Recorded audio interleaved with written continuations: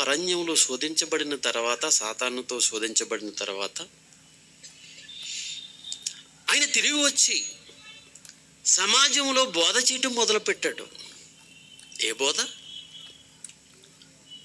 ఏ బోధ? స్వస్థతల గురించా? కుటుంబాల గురించా? దేని గురించి బోధించాడు అంటే మత్తయి సువార్త 4:17 ఆయన నోట నుండి వచ్చే బోధలో మొదటి ప్రసంగం ఇది. అప్పటి నుండి యేసు పరలోక రాజ్యము సమీపించుచున్నది. రాజ్యం ఏమండి, ఈ ప్రపంచానికి రాజ్యం అనే పదం 1513 సంవత్సరం వరకు రాజ్యం అనే పదం తెలీదు. మీకు తెలుసు? 1513 సంవత్సరంలో ఇటలీ దేశానికి సంబంధించిన మాకియవల్లి అని ఒక రాజనీతి శాస్త్రవేత్త ఒక పుస్తకాన్ని రాశాడు. ఆ పుస్తకములో మొట్టమొదటిసారిగా రాజ్యం అనే పదాన్ని ఉపయోగించాడు. స్టేట్ అనే పదాన్ని ఉపయోగించాడు. శాస్త్రవేత్త, రాజనీతి శాస్త్రవేత్త. రాజనీతి శాస్త్రవేత్త అయిన అరిస్టాటిల్ కూడా ఈ పదాన్ని ఉపయోగించలేదు. పితామహుడు అరిస్టాటిల్, రాజనీతి శాస్త్రానికి పితామహుడు అరిస్టాటిల్. 1513లో మాకియవల్లి అనే ఆయన పుస్తకం రాస్తూ ఆ పుస్తకములో ఈ రాజ్యం అనే పదాన్ని మొట్టమొదటగా పరిచయం చేశాడు. ఏమండి, అప్పటి నుంచి రాజ్యం రాజ్యం రాజ్యం రాజ్యం అంటాం మొదలుపెట్టారు మన వాళ్ళంతా. అంతకుముందు తెలీదు. అంతకుముందు రాజనీతి శాస్త్రవేత్తలు పుట్టకముందు, అరిస్టాటిల్కు ముందు చాలామంది పాలన చేశారు. ఈ పాలన గురించి ఆ అరిస్టాటిల్ మాట్లాడుతూ పాలన అనేది, రాజ్యం అనేది ఇలా ఉండాలి అని మాట్లాడుకుంటూ వచ్చాడు తప్ప దానిగా పెద్దగా పట్టించుకోలేదు. ఎప్పటికీ ఈ లోక సంబంధమైన రాజనీతి శాస్త్రవేత్తలు చెప్పేది ఏంటో తెలుసా? పాలకుడు ఎలా ఉండాలి అంటే ఇదిగో కుయుక్తిగా ఉండాలి, చాకచక్యంగా ఉండాలి, ఎదుటివాడిని మాట్లాడకుండా నోరు నొక్కేయాలి, ఎదుటివాడు అడిగే లోపులోనే నువ్వు వాడిని కిందకి కానీ చెయ్యాలి, ఎత్తుకు పై ఎత్తులు వేయాలి, కుయుక్తితో పాలన జరిగించాలనే ఇలాంటివే నేర్చుకుంటున్నారే తప్ప నీతిగా, నిజాయితీగా ప్రజలందరికీ చక్కగా పాలన చేయాలి అనేది ఈ రోజుకి నేర్చుకోలేకపోతున్నారండి. కనుక రాజ్యం అనే పదాన్ని ఈ ప్రపంచ శాస్త్రవేత్తలు, రాజనీతి శాస్త్రవేత్తలు కానీ రాజులకు కానీ తెలియని పదాన్ని మొదటి శతాబ్దంలోనే యేసుక్రీస్తు వారు ఉపయోగించారు. ఎందుకు ఉపయోగించారు ఆయన? పరలోక సంబంధమైన రాజ్యం అంటున్నాడు. అంటే పరలోకంలో పాలన ఉందా? పరలోకంలో రాజ్యం ఉందా? పరలోక సంబంధమైన పాలనను ఈ భూమి మీద ప్రవేశపెట్టాలని యేసుక్రీస్తు వారు మాట్లాడుతున్నారా? ఒక్కసారి ఆలోచించండి. అంటే పరలోకంలో దేవుడు, కోటాను కోట్ల దూతలు ఉంటారు అని అనుకుంటున్నారే తప్ప అసలు ఈ ప్రపంచానికి పాలన అనేది ఎలా చెయ్యాలో నేర్పించింది పరలోకం నుండే. పాలన అనేది మొట్టమొదటిగా పరలోకంలోనే పాలన జరిగింది. ఆ పరలోక పాలనను చూసిన ఆయన ఇదిగో పరలోక రాజ్యము అంటే పరలోక సంబంధమైన పాలన ఈ భూమి మీద ప్రవేశపెట్టబడుతుంది. ఇంతవరకు ఈ భూమి మీద ఈ భూరాజులు కర్కశంగా, భయంకరంగా, క్రూరత్వంగా పాలన చేశారు. పాలన అంటే అది కాదు. పాలనంటే అది కాదు. పాలనంటే పరలోక పాలన.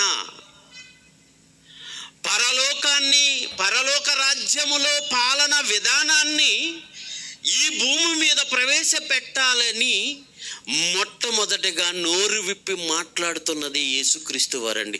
పరలోక రాజ్యము సమీపించుచున్నది. ఈ భూ సంబంధమైన పాలన కాదు,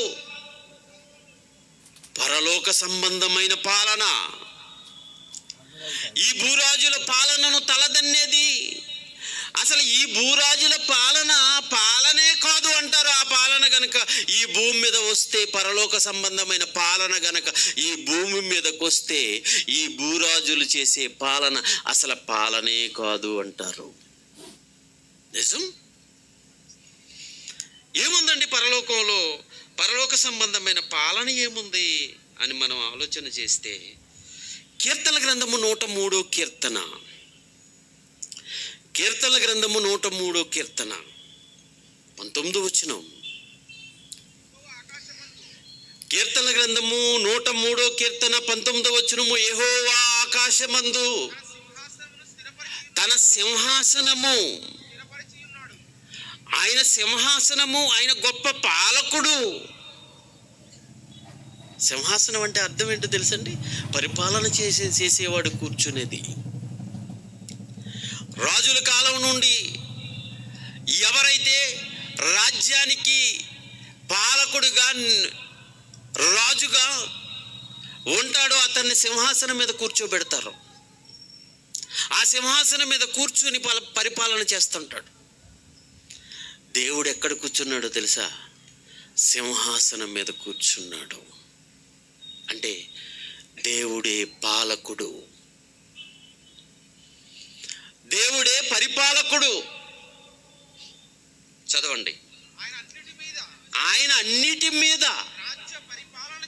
రాజ్య పరిపాలన చేయుచున్నాడు. దేవుడు రాజ్య పరిపాలన చేశాడంట, పరిపాలన చేస్తున్నాడట అన్నిటి మీద. పరలోకంలో కోటాను కోట్ల దేవదూతలు, పరలోకం, ఆ పరలోకంలో ప్రధానులు, అధికారులు, ఆ పాలనా విభాగంలో ఎన్నెన్నో శాఖోపశాఖలున్నాయి. వాటిపై అధికారి, వాటిపై పరిపాలకుడు, ఈ ముల్లోకాలను ఏలే చక్రవర్తి అన్నిటి మీద పరిపాలన చేస్తున్నాడంట ఆయన. అన్నిటి మీద. చిన్న భూభాగాన్ని పరిపాలన చేస్తే వాళ్ళని పట్టుకోలేం కదండి. చిన్న భూభాగాన్ని ఏలుతుంటే, ఆ పాలకుడు ఏలుతున్నప్పుడు ఆ పాలకుడు నియంతగా మారిపోతున్నాడు. అతనిష్టం.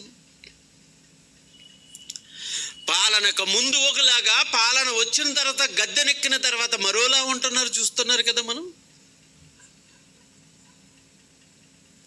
గద్దెనెక్కిన తర్వాత వచ్చే గర్వం, గద్దెనెక్కిన తర్వాత వచ్చే భయంకరమైన పరిస్థితులు చూస్తుంటే, ఏమండి, వీళ్ళకి అసలు పాలనే తెలియదు.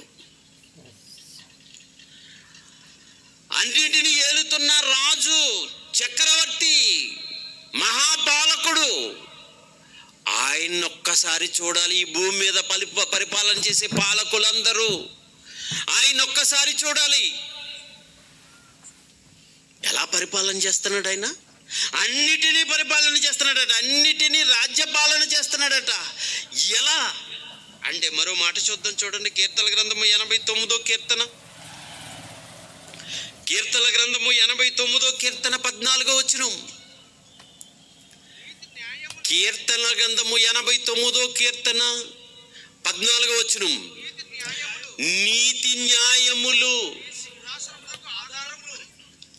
సింహాసనానికి ఆధారమట. దేవుని యొక్క సింహాసనానికి, దేవుని యొక్క పాలనకు ఏటండి? నీతి న్యాయం. నీతి న్యాయముల మీద ఆధారపడి ఉందంటండి ఆ సింహాసనం. సింహాసనం మీద కూర్చున్న ఆయన నీతి న్యాయాలతో పరిపాలన చేస్తున్నాడు. నీతి న్యాయాలు బట్టే ఆ సింహాసనం నిలబడి ఉంది. ఇప్పుడున్న సింహాసనాలు దేని మీద ఆధారపడ్డాయి? మతం మీద కొన్ని సింహాసనాలు ఆధారపడ్డాయి, కులం మీద కొన్ని సింహాసనాలు ఆధారపడ్డాయి, ప్రాంతం మీద కొన్ని సింహాసనాలు ఆధారపడ్డాయి, డబ్బు మీద కొన్ని సింహాసనాలు ఆధారపడ్డాయి. అవునంటారా కాదంటారా చెప్పండి? ఆ సింహాసనానికి ఆధారం ఏంటయ్యా? మతం, కులం, ధనం, ఇవే కదండి. ఇవే,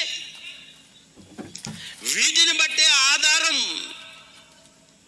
కానీ దేవుని సింహాసనం దేన్ని బట్టి ఆధారపడిందటండి? నీతి న్యాయం. నీతి న్యాయాలతో ఎక్కడ ఎలాంటి ఫ్రాడ్ లేకుండా నీతి న్యాయాలతో జరుగుతున్న పాలన దైవ పాలన. ఎలాంటి తన పన అనే భేదము లేక, పక్షపాతము లేక, ఎవరైనా సరే నీతి న్యాయాలతో ఉండేటట్లు చేసే పాలనేనండి దైవ పాలన. ఈరోజున్న పాలన చూడండి, ఎన్ని కుంభకోణాలండి. పాలకులే కుంభకోణాలు చిక్కోడిపోయారు.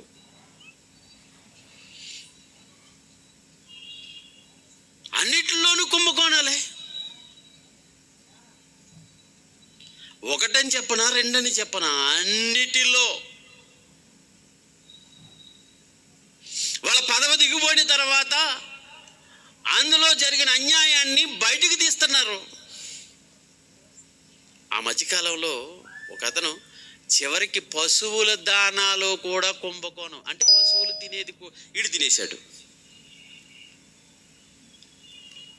ఆ మూగజీవులు తినేది వీడు తినేశాడు. కొన్ని వేల కోట్లు మెడిసిన్లో కుంభకోణం, రేషన్లో కుంభకోణం, రోడ్లలో కుంభకోణం, అన్నిటిలో ప్రభుత్వం నుంచి ఏది వస్తుందో అన్నిటిలో కుంభకోణాలు. అవినీతి అవినీతి అవినీతి. ఏమండి, పాలకుడైన వాడు నీతిగా నిజాయితీగా దేనికి లొంగకుండా పాలన చెయ్యాలి. అదే ప్రమాణం చేయిస్తారు. నేను ఎలాంటి వాటికి లొంగను, ఎలాంటి తప్పుదారికి తీసుకువెళ్ళను అని ముందుగా ప్రమాణం చేయిస్తారు. కేవలం ప్రమాణానికి మాత్రమే ఉండిపోయినాయి. నీతి న్యాయాలు ఎక్కడున్నాయి చెప్పండి? నీతి న్యాయాలు లేవండి. ఎలా ఉండాలి పాలన?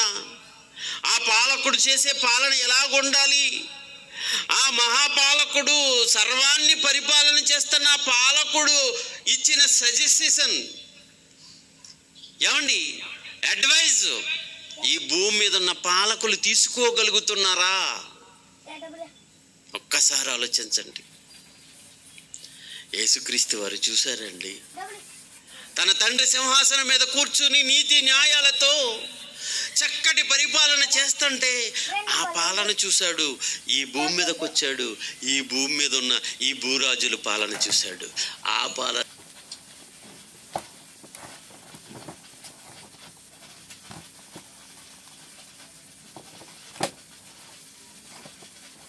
ఈ పాలనకి ఎంత వ్యత్యాసం ఉందో గమనించాడు. ఈ పాలనతో పరలోక రాజ్య పాలన రావాలి ఈ భూమి మీదకి. ఆ పరలోక రాజ్య పాలనను ఈ భూమి మీదకి తీసుకురావటం కొరకే పరలోక రాజ్యము సమీపించుచున్నది అని మొదలు పెట్టాడండి ప్రసంగాల్లో. సింహాసనం పరలోకం నుండి పరలోక సంబంధమైన పాలన ఎలా జరిగిందో సమన్యాయంతో నీతి న్యాయాలతో ఎంత చక్కగా జరుగుతుందో అలాంటి పాలన ఈ భూమి మీద నేను తీసుకురావాలి.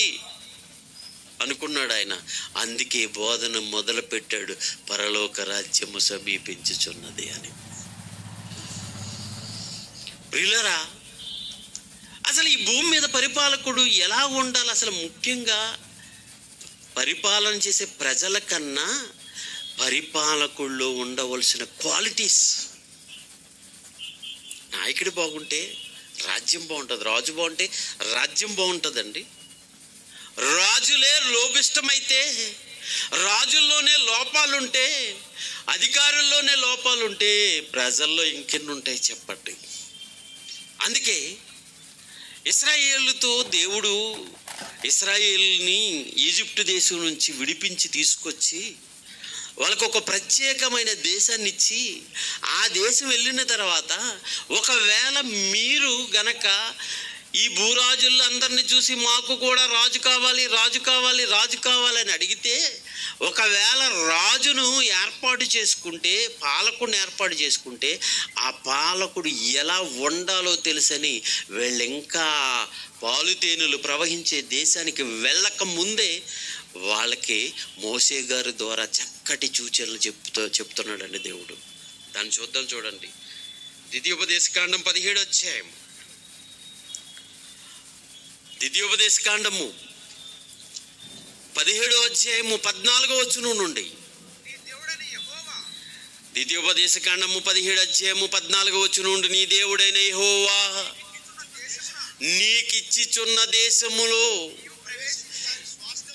నీవు ప్రవేశించి, ఇదిగో నీకు అబ్రహాముకు వాగ్దానం చేశాడు కదా, మీ అందరికీ దేశాన్ని ఇస్తానని, నీ జనానికి నీ పిల్లలకి దేశాన్ని ఇచ్చేస్తానని వాగ్దానం చేశాడు కదా, ఆ దేశాన్ని వెళ్ళటం కొరకు ఇదిగో నేను విడిపించుకొచ్చాను మోసే గారు అంటున్నారు. ఆ దేశానికి మీరు వెళ్ళబోతున్నారు.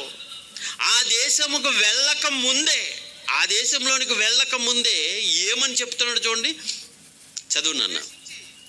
ఆ దేశంలో ప్రవేశించి దానిని స్వాధీనపరుచుకొని అందులో నివసించి చుట్టూ ఉన్న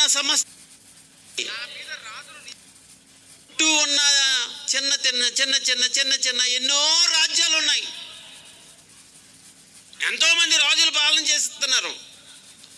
వాళ్ళందరినీ చూసి మాకు కూడా రాజు కావాలి, ఇదిగో పక్క దేశాలకు ఉన్నారు కదా, పక్క రాజ్యాలకు ఉన్నారు కదా, మాకు కూడా రాజు కావాలి, మాకు కూడా రాజు కావాలని ఒకవేళ మీరు రాజును గనక అడిగితే, ఒకవేళ అడిగితే మీ దేవుడైన యెహోవా ఏర్పరచువాడిని అవశ్యంగా రాజుగా నియమించాలి. ఒరే, రాజును నేనే ఏర్పాటు చేస్తాను రా. నేను ఎవరినైతే ఏర్పాటు చేశానో అతన్ని మీరు అంగీకరించాలి. ఒకవేళ మీరు అడిగితే, మీకు రాజు అవసరం లేదు, రాజు కావాలని పట్టుబట్టారు కదండి తర్వాత కాలంలో. మాకు రాజు కావాలి, రాజు కావాలి, రాజు కావాలి, రాజు కావాలి. ఒరే, రాజు వద్దురా బాబు అంటున్నా కానీ రాజు కావాలి. ఒకవేళ రాజు వస్తే మీ పిల్లలు వాళ్ళ రథాల ముందు పరిగెట్టాలి, మీ పిల్లలు బానిసలుగా పని చేయాలి, వెట్టి సేకరీలు చేయించాలి, మిమ్మల్ని మీద ఏలుతాడు, మీ కష్టాన్నంతా దోచుకుంటాడు, తన విలాసాలకు ఉపయోగించుకుంటాడని చెప్పినా మాకు రాజు కావాలి, రాజు కావాలి, రాజు కావాలని సంటేశారు కదండి. అప్పుడు సౌలుని ఏర్పాటు చేశాడు అనుకోండి. అప్పుడు ముందుగా దేవుడు ఏం చెప్తున్నాడంటే, వీళ్ళు ఇలాంటి వాళ్ళని తెలిసి పక్కన ఉన్న వాళ్ళని చూసి మేము కూడా ఇలాగే ఉండాలి, మాకు కూడా రాజు కావాలని అడిగితే, ఒకవేళ ఆ రాజుని మంచివాడిని నేనే ఏరుతాను, నేను వేరిన వాడిని మీరు ఎన్నుకోవాలి అని దేవుడు చెప్పాడు. చెప్పి చదువునన్న. ఎక్కడండి ఈరోజు ఈ ప్రపంచ రాజ్యాంగాలలో ఏమైనా కాస్తో కోస్తో మంచి ఉంది అంటే అది బైబిల్ గ్రంథాన్ని బట్టి వచ్చింది. నిజం. ఈరోజు ఆ లా కూడా బ్రిటిష్ లా. ఆ బ్రిటిష్ వరకు ఎక్కడి నుంచి వచ్చింది? బైబిల్ నుండి వచ్చింది. రాజ్యాంగాలు, ఎన్నో రాజ్యాంగాలు రాయబడ్డాయి. ఎన్నో రాజ్యాంగాలను పరిశీలన చేసి అన్ని రాజ్యాంగాల్లో మంచిది తీసుకొచ్చి ఒక పెద్ద రాజ్యాంగాన్ని డాక్టర్ బిఆర్ అంబేద్కర్ అధ్యక్షతన రాయబడింది. మనకి మంచి రాజ్యాంగం. వాటిలో మంచిని తీసుకున్నాడు ఆయన. చాలా రాజ్యాంగాలు చదివాడు ఆయన. ఆ రాజ్యాంగాల్లోనికి ఎలా వచ్చింది అంటే, ఏమండి, అక్కడికి బైబిల్ ఉందండి అప్పటికే. ఏమండి, ఏ దేశంలో అయినా ఈరోజు మన భారతదేశంలో ఒక ప్రధానమంత్రి కావాలి అంటే భారత పౌరుడై ఉండాలి.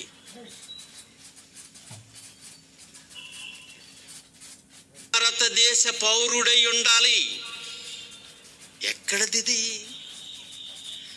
ఇదిగో రాజనీతి శాస్త్రం పుట్టక ముందే, శాస్త్రవేత్తలు రాకముందే, అసలు రాజ్యం అనే పదం తెలియక ముందే, ఏమండి, ఇశ్రాయేలు ప్రజలకుతో మాట్లాడుతున్నాడు. ఒకవేళ రాజును ఎన్నుకోవాలి అంటే ఎవడో బయటోడు పరదేశం వచ్చి రాజుగా ఉండకూడదు. మీకు మీ సహోదరుల్లో నుండే రాజుని ఏర్పాటు చేసుకోవాలి. మీ సహోదరుడి నుండి పౌరుడై ఉండాలి, సిటిజన్ అయి ఉండాలి. రాజు ఏర్పాటు చేసుకోవాలంటే చూడండి, ఇంకా మీ సహోదరుడు కాని అన్యుణ్ణి నీ మీద రాజుగా నియమించుకోకూడదు. ఎవరో బయట వాడిని తీసుకొచ్చి, మీ దేశము కాని వాడిని తీసుకొచ్చి, ఎక్కడో ఉన్నవాడిని తీసుకొచ్చి మీరు మీ మీద రాజుగా చేసుకోకూడదు. నిజం. ఇంకేటండి, అతడు గుర్రాలు ఎక్కువగా సంపాదించుకోకూడదట. గుర్రములను హెచ్చుగా సంపాదించుకుంటే జనులను మళ్ళా ఏ బానిసత్వం నుండి వచ్చారో ఆ బానిసత్వానికి వెళ్ళనివ్వకూడదు. ఏలయనగా యెహోవా ఇక మీదట ఈ త్రోవను మళ్ళీ వెనక్కి వెళ్ళకండి, మళ్ళీ బానిసలకు వెళ్ళకండి. మీరే స్వతంత్రులుగా, ఎవరో కింద బానిసలు వండుకోండి. మీరే పరిపాలన చేసుకోవాలి. ప్రజల చేత, ప్రజల కొరకు, ప్రజలతే పరిపాలన చేయవలసిన ప్రజాస్వామ్యం గురించి మొట్టమొదటిగా చెప్తున్నాడు అండి ఇక్కడ. చెప్పాను. ఇక్కడ చూడండి, రాజుకి ఎలా ఉండదు, హృదయము తొలగిపోకుండునట్లు అనేక స్త్రీలను వివాహం చేసుకోకూడదట. క్యారెక్టర్ బాగోవాలి. రాజుగారికి ఎక్కువ మంది భార్యలు ఉండకూడదట. రాజుగారు ఎలాగుంటే రాజ్యంలో ఉన్న వాళ్ళు ఎలా ఉంటారు కదండి. ఇంకా వెండి బంగారములను అతడు తన కొరకు బహుగా విస్తరింపజేసుకొనకూడదు. రాజు అయిన వాడు ఎలా ఉండాలో తెలుసా? పాలకుడైన వాడు ఎలా ఉండాలో తెలుసా? అతడు ధనాన్ని విస్తరింపజేసుకోకూడదు. ఇప్పుడు ఎలా ఉన్నారండి? ఏమీ లేనివాడు పాలనలోకి వస్తాడు. పదవి దిగిన తర్వాత వాడి వెనకాల చూస్తే వేల కోట్లు నల్లధనం ఈరోజు ఎవరి దగ్గర ఉందో తెలుసండి? ప్రజల కంటే ప్రజా నాయకుల దగ్గర ఉందని స్టేట్మెంట్ వచ్చేసిందండి. ప్రజానాయకుల దగ్గర వేల కోట్లు నల్లధనం ఉందట. పాలకుల దగ్గర అందరికీ సమానంగా పంచే నీవే దాచేసుకుంటే, అందరికీ సమంగా పెట్టాలి, అందరితో పాటు నీకు ఉండాలి. ఇక కాస్త అందరికంటే తక్కువ నువ్వే తీసుకోవాలి. పంచిపెట్టేవాడు నిస్వార్థపరమతో పంచిపెట్టాలి. అందరికంటే తక్కువ నువ్వే తీసుకోవాలి. కానీ నువ్వే ఎక్కువ వేసేసుకుని ఉన్నవాళ్ళది, పేదవాళ్ళది లాగేసుకుంటున్న నాయకులను చూస్తుంటే ఏమనిపిస్తుంది చెప్పండి? తన కొరకు ధనాన్ని ఎక్కువగా, వెండి బంగారాలంటే ధనం అండి, వెండి బంగారాలను ఎక్కువగా కూర్చుకొనకూడదు రాజు. పరలోక రాజు చెప్తున్నాడు, పరలోక పాలకుడు చెప్తున్నాడు, సర్వాన్ని పరిపాలన చేసే పాలకుడు చెప్తున్నాడు, నీకంటూ ఎక్కువగా, నీకంటూ స్వార్థంగా ఆలోచించేవాడు పాలకుడు కాదయ్య అని చెప్తున్నాడు. ప్రపంచ పాలకుల పాలనను తలదన్నే పాలనండి ఇది.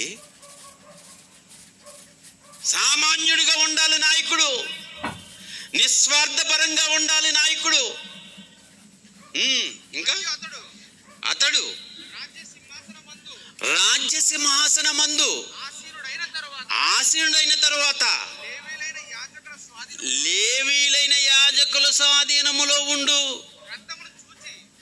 ధర్మశాస్త్ర గ్రంథము, దేవుడు రాయించిన గ్రంథమును చూచి ఆ ధర్మశాస్త్ర గ్రంథమును ఒక ప్రతిని తన కొరకు రాయించుకొని, తనకు సొంతంగా ఒక ప్రతి అంటే బైబిలు, ఈ బైబిల్ని రాజైన వాడు తన దగ్గర ఒక ప్రతిని పెట్టుకోవాలట. అంటే తప్పనిసరిగా పాలకుడు దగ్గర ఉండవలసిన గ్రంథం ఏదైనా ఉందంటే ఈ ప్రపంచంలో బైబిల్ అండి. బైబిల్ గ్రంథాన్ని పెట్టుకోమంటున్నాడు చూడండి, బైబిల్ గ్రంథాన్ని పెట్టుకోమంటున్నాడు. పాలకుడి దగ్గర పెట్టుకోవాలట. దేవుడు రాయించాడండి. పాలకుడి దగ్గర ఈ బైబిల్ ఉంటే ఏమవుతుంది? ఈ బైబిల్లో ఎన్ని ఉన్నాయో తెలుసా? పరిపాలకుడు ఎలా ఉండాలో, ఏమి పరిపాలన చేయాలో, ఎలాంటి పరిపాలన చేయాలో ఇవన్నీ బైబిల్లో ఉన్నాయండి. మత గ్రంథం అని పక్కనెట్టేశారు. పాలకులందరూ అందరి దగ్గర బైబిల్ ఉండాలి. ఎప్పుడైనా నా రాజకీయ నాయకుడు వస్తే, మన పిల్లలు బైబిల్ ఇస్తే పక్కనే వెంటనే మన ఎదురుకుండానే సెక్రటరీకి పిఏకి ఇచ్చేస్తుంటాడండి. చదవరు. బైబిల్ చదివే అంత పరిస్థితి లేదండి ఇప్పుడు. బైబిల్ చదివితే, ప్రతి నాయకుడు బైబిల్ చదివితే పరలోక సంబంధమైన పాలన ఈ భూమి మీద ప్రవేశపెట్టబడుతుంది. ఎన్నో మార్పులు, నాయకుల్లో ఎన్నో మార్పులకు కారణమవుతుందండి బైబిలు. కనుకే బైబిల్ నేను నిజంగానండి, పూర్వం రాజులను పట్టాభిషేకం చేసేటప్పుడు, ముఖ్యంగా యెరూషలేము రాజ్యాన్ని పరిపాలన చేసే రాజ్యంలో పట్టాభిషేకం చేసేటప్పుడు తల మీద కిరీటాన్ని పెట్టి చేతిలో బైబిల్ పెట్టేవారటండి. రాజుగారి తల మీద కిరీటం, చేతికి బైబిలు. నిజమండి. ఆ మాట చూస్తారా? ఆ మాట చదువుతాను చూడండి. 2 రాజుల గ్రంథం 11:12 చదివేనానే త్వరగా. 2 రాజుల గ్రంథం 11:12. అప్పుడు యాజకుడు రాజకుమారుని పట్టాభిషేకం, రాజ్యం సింహాసనం మీద కూర్చోబెట్టే రాజు, యువరాజు రాజుని బయటకు తోడుకొని వచ్చి అతని తల మీద కిరీటం, రాజుగారి కిరీటం పెడతారు కదా, కిరీటం పెట్టి ధర్మశాస్త్ర గ్రంథమును అతని చేతికిచ్చిన తర్వాత వారు అతన్ని పట్టాభిషక్తునిగా చేసి చప్పట్లు కొట్టి రాజు చిరంజీవగునుగా. అది పట్టాభిషేకం. పరిపాలకుడు పట్టాభిషేకం ఏంటో తెలుసా? నెత్తిన కిరీటం ఉండాలి, చేతిలో బైబిల్ ఉండాలి. చేతిలో కత్తి కాదు, నెత్తిన కిరీటం, చేతిలో బైబిలు. ఏమండి, అలా పట్టాభిషేకాలు జరిగినాయి ఒకప్పుడు. అలాంటి పట్టాభిషేకం కావాలి. ఆ పట్టాభిషేకం పొందిన రాజు తన చేతిలో ఉన్న గ్రంథాన్ని ప్రతిరోజు చదివించుకొని ఆ గ్రంథములో ఉన్నట్టుగా మారి చక్కటి పరిపాలన చెయ్యాలి. చక్కటి పరిపాలన చెయ్యాలండి. కనుక రాజుకు ఎలాంటి క్వాలిటీస్ ఉండాలో నిజంగా సామెతల గ్రంథంలో అక్కడక్కడ చెప్పాడండి. రాజు అబద్ధం ఆడకూడదు. అబద్ధమాడుట రాజుకు తగదు. దేవోక్తులు పలుకుట రాజు వశము. ఎన్ని క్వాలిటీస్ అండి, ఎన్ని క్వాలిటీస్. రాజు ఎలా ఉండాలో, ఎలా లంచానికి లొంగకూడదో, ఎలా నీతి న్యాయాలుగా పరిపాలన చేయాలో ఎన్నో ఉన్న గ్రంథాన్ని చేతికిచ్చి అభిషేకం చేశారండి. ఇప్పుడు కూడా అలాంటి పాలన జరగాలంటే బైబిలు ఈ పాలకుల చేతిలో ఉండాలి. విందామండి, మొన్న మంచి మాటలు విన్నారు కదా ప్రసన్న బాబు గారి ద్వారా. ఈరోజు ముగింపు మాటలు మనం అంతా కలిసి విందాం. కళ్ళు మూసుకోండి, ప్రార్థన చేస్తాను.